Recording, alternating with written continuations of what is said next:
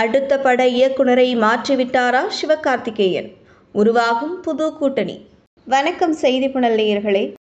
சிவகார்த்திகேயனின் அடுத்த படத்தை வெங்கட் பிரபு அல்லது சிபி சக்கரவர்த்தி இயக்குவார்கள் என எதிர்பார்க்கப்பட்ட நிலையில் தற்போது அதில் அதிரடி மாற்றம் ஏற்பட்டுள்ளது. தமிழ் திரையுலகில் முன்னணி நடிகராக வலம் வருபவர் சிவகார்த்திகேயன். அவர் நடிப்பில் தற்போது பராசக்தி, மதராசி ஆகிய 2 திரைப்படங்கள் உருவாகி வருகிறது. இதில் பராசக்தி திரைப்படத்தை சுதா கொங்கராவும், மதராசி திரைப்படத்தை AR முருகதாஸும் இயக்குகின்றனர்.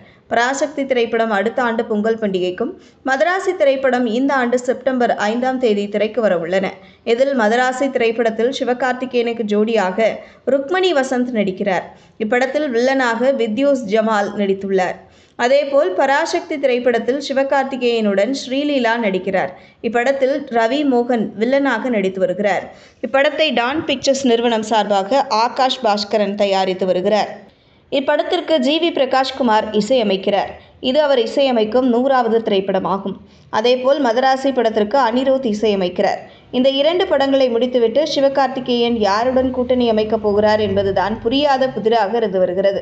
முன்னதாக சிபி சக்கரவர்த்தி சிவகார்த்திகேயனின் 24வது படத்தை இயக்க உள்ளார் என கூறப்பட்டது.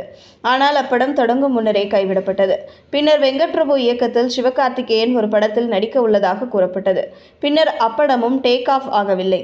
இந்த நிலையில் சிவகார்த்திகேயனின் அடுத்த படத்தை இயக்கும் வாய்ப்பை கார்த்திக் சுப்புராஜ் தட்டி தூக்கியுள்ளதாக கூறப்படுகிறது. ரஜினியை வைத்து பேட்ட, விக்ரமின் மகான், சூர்யா நடித்த ரெட்ரோ போன்ற படங்களை இயக்கிய கார்த்திக் சுப்புராஜ் சிவகார்த்திகேயனை சந்தித்து கதை ஒன்றை கூறியுள்ளாராம். அந்த கதை SKவுக்கு பிடித்து போனதால் அவரும் நடிக்க சம்மதம் தெரிவித்துள்ளதாக கூறப்படுகிறது. இதனால் SKவின் அடுத்த படத்தை கார்த்திக் சுப்புராஜ் இயக்க அதிக வாய்ப்புகள் உள்ளதாக தகவல்கள் தெரிவிக்கின்றன. இதுபோன்ற செய்திகளை தெரிந்து கொள்ள செய்தி புனலுடன் இணைந்திருங்கள்.